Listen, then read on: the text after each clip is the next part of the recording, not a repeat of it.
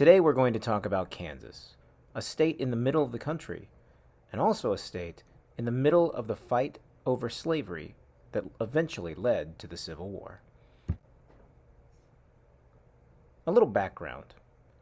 Kansas is located in what at one time was known as the Unorganized Territory.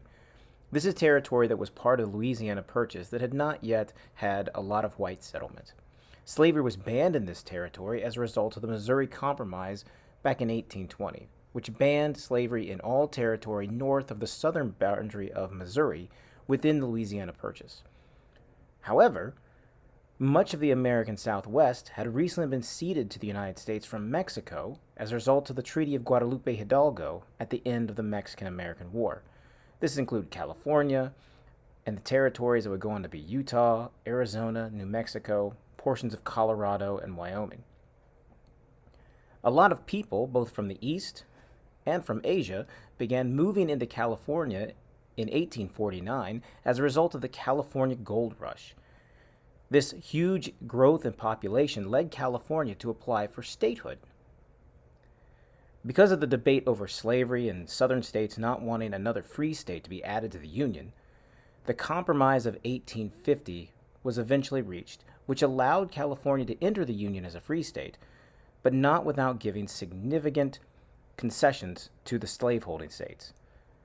Some of these concessions were allowing popular sovereignty, or the right of people living in a territory to vote to determine the status of slavery in the territories of Utah and New Mexico. And of course, most infamously, a new fugitive slave law, which allowed southern slave catchers to go into the North in hopes of rounding up fugitive slaves. With so many people now living in California and Oregon, there suddenly became a need for a transcontinental railroad to attach the East to the West. Without a railroad, the only way to get to California or Oregon from the eastern states would be by traveling through the unorganized territory on a covered wagon. This was treacherous. You could take a ship, but that involved going all the way around South America before taking the long journey to the California coastline. So, the decision was made to build a railroad. The question was, where would we build the railroad? Would it be in the north or the south? Whichever region got the railroad would also get the prestige and economic benefit that came along with it. The south is the logical choice. A southern route would be far easier to build. The mountains would not be as high. The valleys would not be as low. In fact, land was even purchased from Mexico, the Gadsden Purchase, that would make it even easier to build a railroad in the South. Because of the economic benefit and prestige that would go along with being the region to have the Transcontinental Railroad, Northern members of Congress were not about to simply allow the South to take it without a fight.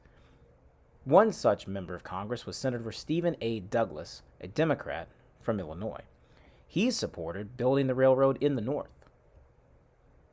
Why did he want to build a railroad in the North? Well, if it started in Chicago, then that would benefit Chicago, the largest city in his state, economically. If the railroad benefited Illinois economically, it would benefit Douglas politically in the eyes of the voters. And of course, because he owned railroad stock, it would also benefit Douglas financially. So, he suggested organizing two new territories, Kansas and Nebraska, out of the unorganized territory, and allow popular sovereignty to determine whether or not slavery would exist in those territories. Out of this suggestion comes the Kansas-Nebraska Act, which Douglas authors. It would effectively nullify the Missouri Compromise and allow slavery to spread to a region that it previously had been banned in. This infuriates Northerners. Southerners see it as an opportunity to expand slavery in a place that previously they had never really considered. By organizing the unorganized territory into two new territories, Kansas and Nebraska, the railroad could be built in the North. The unspoken agreement would be that Nebraska would probably be a free territory, free of slaveholders, and Kansas would be a slaveholding territory. This was not actually part of the legislation, but it was something that was generally understood by those who were supporting it in Congress. There were, of course, many who did not support it. The Kansas-Nebraska Act infuriated many people, particularly those in the North. The most long-lasting effect of the Kansas-Nebraska Act is that a new political party was formed in opposition to it.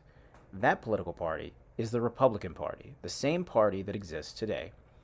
The Republican Party was a hodgepodge of former Whigs, Northern Democrats, Free Soilers, and others who opposed the Kansas-Nebraska Act.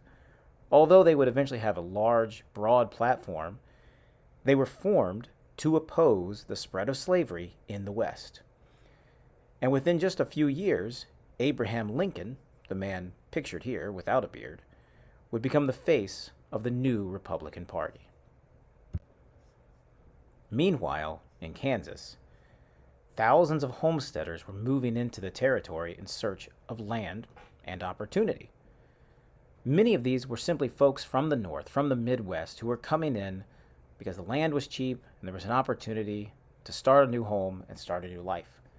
However, some of the folks who were coming in were financed by Northern abolitionists, hoping to send free soil or anti-slavery settlers into Kansas. This really upset the Southerners because, again, the unspoken agreement was that Nebraska would be the free state and Kansas would be the slave state. So, Southerners responded by sending plenty of pro-slavery forces into Kansas. In 1855, just a year after the Kansas-Nebraska Act was passed, the first election took place for a territorial government. This election exposed just how strongly both sides felt about the issue of slavery. Pro-slavery activists from Missouri, a slaveholding state, crossed the border to vote illegally in Kansas. These so-called border ruffians established a pro-slavery government, albeit perhaps a fraudulent one. Out of protest, Free Soilers set up their own new government in Topeka. So now Kansas has two competing governments with two very different ideologies. It wouldn't be long before political differences would turn into violence. Pro-slavery forces would burn the free soil town of Lawrence, Kansas. Shortly thereafter, John Brown, a radical abolitionist who believed violence was the only way to end the sin of slavery in the United States, would exact revenge.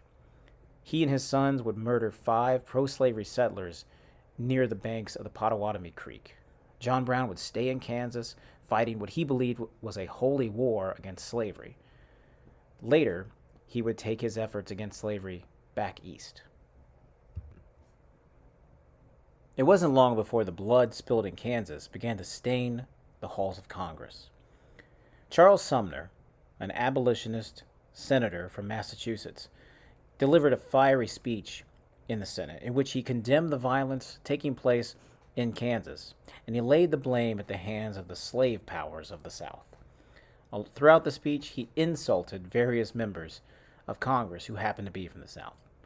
As a result, Preston Brooks, a congressman from South Carolina, moved from the House into the Senate and proceeded to beat Charles Sumner with a cane, beating him without remorse until his cane broke. Sumner would be beaten, bloodied, and it would take him years to recover from his injuries, and he'd be viewed as a martyr to the anti-slavery cause in the North. Meanwhile, Preston Brooks would be viewed as a hero in the South for defending Dixie's honor. Back in Kansas, the violence continued, the fighting continued. However, by 1857, there's enough white settlers in Kansas territory that it could apply for statehood, and the vast majority of those settlers are free soilers, those who don't want slavery in the state. However, pro-slavery forces just so happen to be in power, and they wrote up something known as the Lecompton Constitution. When a territory wants to become a state, it must submit a constitution to Congress for approval. This constitution was written by pro-slavery forces and was guaranteed to protect slavery in the territory, regardless on how the voters of Kansas voted when it was put before the people. As a result, free soilers protested. They boycotted the election. And the Constitution passed with only the support of those who supported slavery. It's sent to Washington, where President James Buchanan, a Northern Democrat who supported the South, supported the Lecompton Constitution.